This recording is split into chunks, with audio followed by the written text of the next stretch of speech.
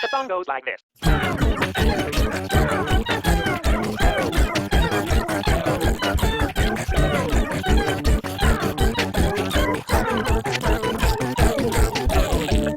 Hey, I'm Paeter Franson from christiangeekcentral.com and Spirit Blade Productions. Welcome to Trial and Error, where I take a look at the first part of a game or a game demo, usually play it pretty badly, and give you my thoughts along the way. This time I'm taking a look at Dragon Quest Builders. I could arguably call myself a fan of the series. And while I don't have the nostalgia for this series that I might for, say, the Final Fantasy series, putting a Dragon Quest skin on something is enough to definitely get my interest. I've also become a big fan of open world RPGs that involve like crafting and exploration. And part of me always really wanted to get into Minecraft. I just couldn't get past the barfy visuals. I am not anticipating that as far as the crafting goes, this will be remotely as deep as Minecraft. I'm just up for like a fantasy kind of open world exploration RPG with tons and tons of crafting mechanics. Wow, they're still using this kind of MIDI style orchestration. That's an interesting choice, especially when in the Dragon Quest VIII American version of Dragon Quest VIII they used a full orchestra. Maybe that's one way that they're choosing to kind of like pull on those nostalgia strings in your heart. Take thy rightful place at my side. Do so, and I will grant unto thee dominion over half this world. Thou wishest not for half the world? I did not say that. I did not say that. Half the world would be great. Paeter, at long last I have found you. Only by the power contained within you may this ruined world be rebuilt. Paeter, my child, you have finally awoken. Paeter, my child, I have awoken you that you might perform a vital task. Paeter, my child, you have a power shared by none other in this world. The power to build new things from raw materials. Paeter, my child, a sacred... Wow. Paeter, my child, well, yes, Paeter, my child, I quite understand that you wish to leave this Paeter, my child place. But first you must, Paeter, my child, learn of your Paeter, my child. Well done, Paeter.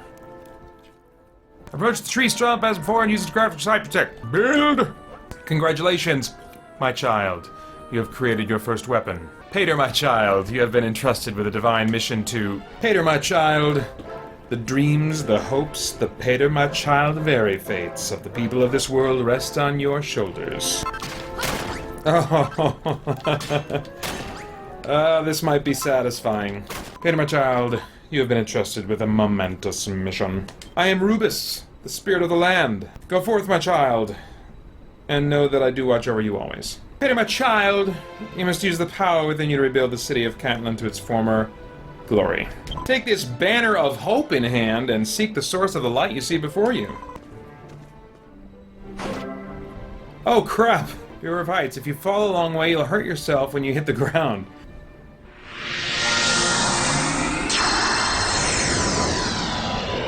Planting your flag. When you plant your banner of hope, the area around it will become your base. The more your base develops, the more the meter in the top left corner of the screen will fill up. The goddess told you to come here. I thought it was the spirit of the land. Is the goddess the spirit of the land? I'm not clear on the theology yet. Paeter, my child. Oh my gosh. So this voice in my head that keeps saying Paeter, my child, is the goddess? I think I need to kill the goddess. Oh, nice. Okay. That was pretty easy. Paeter, my child. Oh my gosh. When is the goddess gonna stop talking to me? Probably when the tutorial's over. Okay, so monsters come out at night. Gotcha. You know, the point size could stand to be just a little bit bigger. It's not as bad as a number of other games, but it could be just a little bit bigger. But how do I save? Oh, crap. I think I'm really gonna enjoy all the looting and like the breaking down of materials and stuff. I love the feeling of progression in an RPG. And this doesn't have as much progression in the realm of experience, but you're always making progress as you're destroying items and getting materials, and it's like kind of like blending the looting and the XP grinding experience.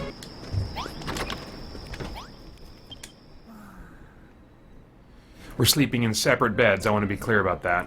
Okay, so the residents will keep giving you blueprints for new things they want you to build. You gather materials from the wilderness and some from monsters. Oh, nice. So you've got a compass with quest navigation on it.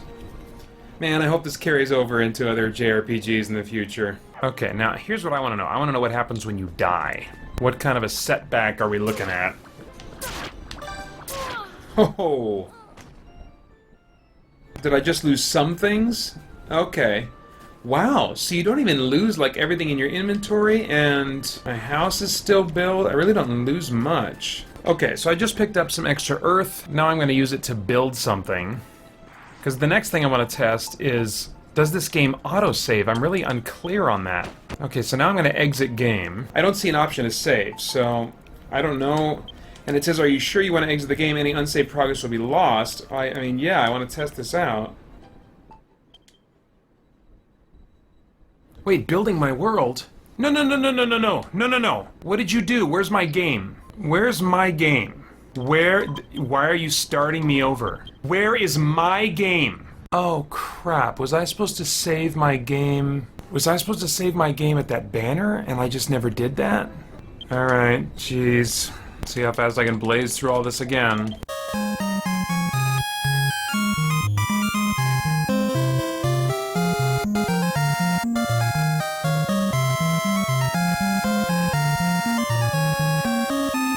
Okay, yep, there it was, right in front of me. Jeez.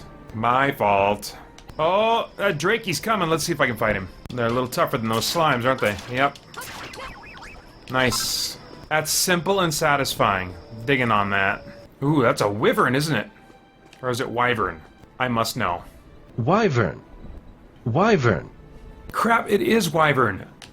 They gotta come up with a name for that, like, nerd's disease where you read fantasy books a lot when you're a kid, and you're reading words that you've never heard anyone say out loud, and so you have no idea how they're pronounced until years later, long after you should have learned how they're pronounced, you embarrass yourself around other people by mispronouncing them. Man, now I gotta, like, totally abandon my whole wyvern pronunciation. I remember when I was in college, I thought chimera was pronounced chimera. Someone very graciously corrected me, and whether they were being honest or not, they said that they thought my pronunciation was really cool. But alas, I did have to adapt to chimera. And now I gotta adapt to wyvern. I still like wyvern. It sounds cool to me. Whoa! Who's casting spells? That was a spell casting noise. You are freaking the crap out of me. Oh geez. Oh, they're coming for me. Oh, here we go, wyvern. Wahahaha. Are you evil? Was that a crying wahaha or an evil bawahaha? I think you need the B for it to be evil. Oh, there's the evil. So he is evil. It's a chimera wing. What happens if you go in the water? Oh! Oh my gosh! Oh my gosh, I'm so close to dead. Alright, we gotta find that. Let's go to that shelter. Oh no, it's nighttime's coming. Get to the wyvern's coming! Oh crap! Let me alone. Oh! Oh! Oh my gosh! Am I in? Sleep! Oh, my buddy's gonna die. Oh no, he's okay. Oh, what are you doing in here? Oh my gosh, there's no proper room! I have enough earth. Build! Build, punk! Oh! Oh, is it proper yet? Oh my gosh! Man, I wasn't even watching my hit points. Ow! Jeez, I hope I can learn magic. That would be really handy. My word, just look at this place. Yeah, there's a little too much white on white with that text there. Peter, my child, you need... Oh, crap. So my weapon's about to die. Well, thanks for telling me when I'm already... Oh my gosh. I really want to learn spells. Come on. Goddess above. Goddess above? I thought she was the earth spirit. Shouldn't it be goddess below? The theology seems pretty arbitrary in this game. But you know, I've always kind of felt like it was an arbitrary choice to, in the Dragon Quest games, refer to the goddess instead of God or something like that. Alright, I want to see how this works with Vita Remote Play. Okay, a lot of the text is fine, but like, I cannot, on my Vita, decipher the bubble above Rollo's head. the description of the pot is also... Ooh, that takes some work to make out. I mean, if I had to play it this way, I might, but not if I was going to read a lot of these dialogue boxes that pop up. I might just do it if I was going to be free roaming and just kind of like collecting materials, fighting a few monsters, but these dialogue boxes, the point size is way too small for me to read comfortably anyway. When your hunger meter's empty, you will lose HP over time. Eat some food to fill yourself up again. No matter how many monsters you defeat, you will grow no stronger. That sucks a bit. I really want to cast spells. It is by building this base that your true strength will be revealed. I wonder if you do potentially gain some abilities if your base gets to a certain level. I just really like to throw purple lightning around. I have done all I can for this benighted land. The rest is up to you, my child. Oh, good. Does that mean you're gonna stop talking in my head and calling me Paeter, my child? I must leave you now. Yay! But I know that we shall meet again. Aww. Until then, know that I do watch over you always. From above, where the dirt is at. The Dragon Quest skin isn't really doing anything particularly special for me. I mean, I would like this game even if it didn't have the Dragon Quest skin. Alright, let's do it!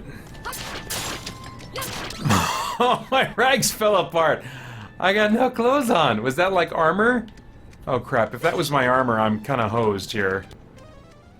Oh, dang! They shoot frickin' fireballs? Oh, so there is like an ability slot. Right now I have none, but maybe that will lead to something like magic. One thing that definitely seems to separate it from Minecraft is the fact that you can't, in any way that I know of, experiment with ingredients to try and create new things. You basically just learn recipes throughout the game. They're just kind of given to you as you progress through the storyline, which takes a lot of the sense of exploration out of the game, because the whole exploratory potential for crafting has been removed, apart from going out and finding different ingredients. I have mixed feelings about that, because on the one hand, probably most times I'm not going to have the patience to just throw items together and systematically begin combining them in different combinations to see what I can come up with. That sounds super boring to me, but at the same time, just kind of having all these recipes handed to me, I'm not sure how I feel about it. I like the sound effects, like the door opening here.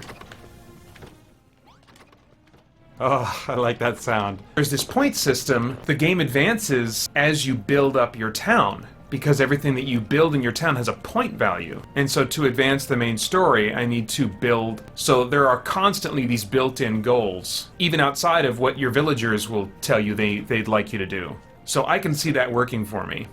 The question is going to be, which I won't be able to answer right now, is will those goals continue to present themselves? I think they will. The reason I ask that is because in the case of No Man's Sky, my first 10 hours were really enjoyable.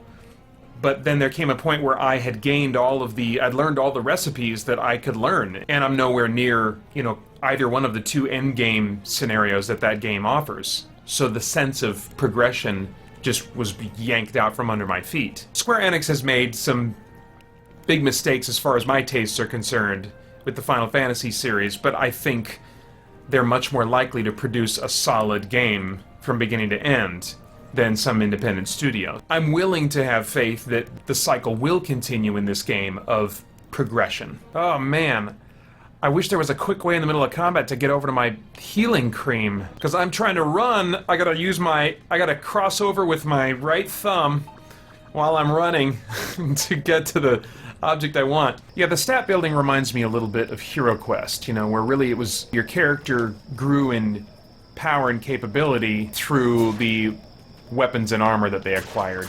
No, I'm not ready. Okay, that's so cool that they let you prepare for those big boss fights, because I need to do some crafting big time. Make this for now. Oh man, I'm feeling the progression and the looting. It's good. Can he get me from there? Oh! Oh! Oh man, it is dark and oh crap, I gotta get out of here. Oh my gosh, I'm not ready for that. Yes, I'm getting the crap out of here. Oh my gosh. That was gonna go so badly. Alright. First pro tip.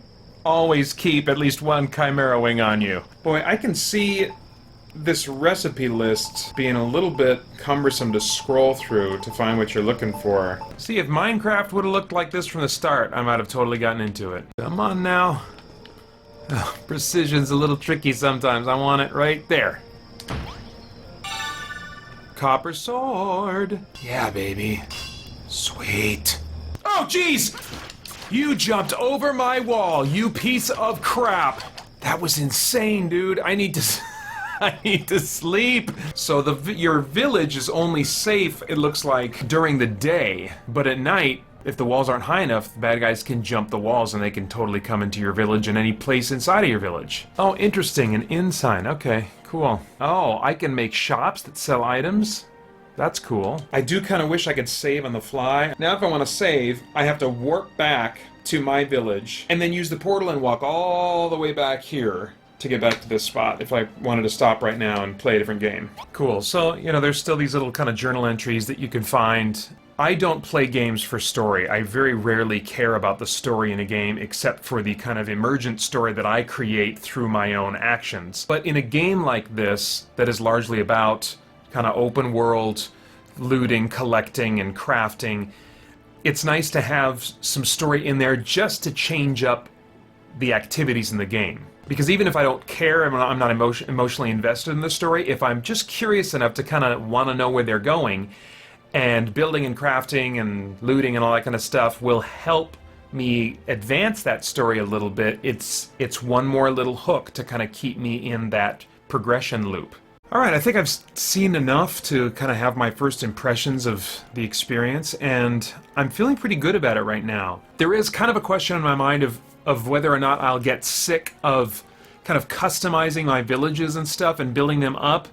Because when I compare it to, say, Fallout 4, there came a point where I was like, okay, building settlements is fun, but what's motivating me to build up my settlements and make them as cool and modern or whatever as I possibly can? I think the difference here is this point system and the fact that building up your villages and making them more habitable and interesting and with all kinds of different conveniences and stuff, all those things have point values which are helping you to advance through the game. I love that there's a good amount of combat in there too, that you can go out and explore and have some light combat. It's not difficult combat and it's not punishing really if you die, but it's still there to just kind of change up the kinds of activities that you're doing in the game. I like the sound effects. That is an area that's been scratching my nostalgia a bit, is the various menu sound effects and spellcasting sound effects that harken back to the old Dragon Quest games. The MIDI music I've adjusted to. I still would have much preferred an actual orchestral recorded score. It's a very pleasant game, and I don't enjoy many games that are going for this kind of like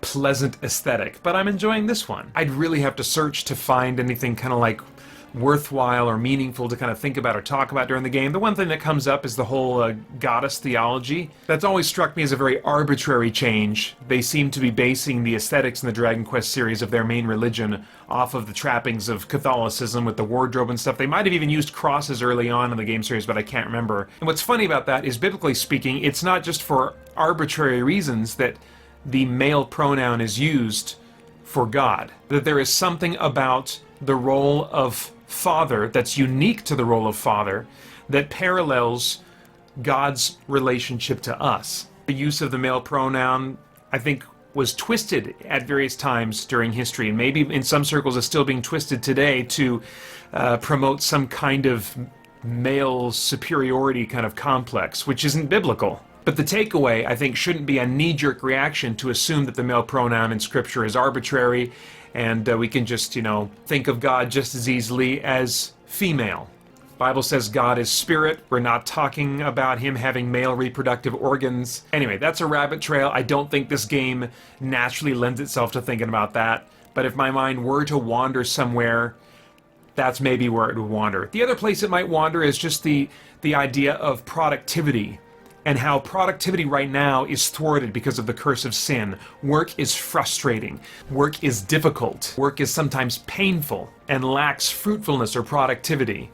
And in a game like this, we get to experience this kind of simulation of productivity that removes all of those real barriers. Even when those barriers do exist in the game, they're just kind of fun challenges. They aren't actually intentionally uncomfortable or frustrating to us. And oddly enough, I think when we take work and try to simulate it in a game environment and make it into something that's fun, that's an outworking of that desire built into us for things to be restored to the way they were before the curse, where work was this wonderful, fulfilling thing that was not frustrating and that was fruitful always. And Jesus will one day restore work to that state. So playing a game like this is an opportunity to foreshadow and think ahead to the promises that Jesus has made and the amazing future that he has promised for us. Do I naturally do that when playing a game like this? No. But I think the opportunity is there and we ought to take advantage of that. Anyway, cool game. I'm going to keep going with it and hope that the quality will continue in the future as it has to this point, because if it does, I think it's going to be a really satisfying experience for me, although not one that I'll always be like really itching to play, a little bit more of kind of like a chill out type of thing.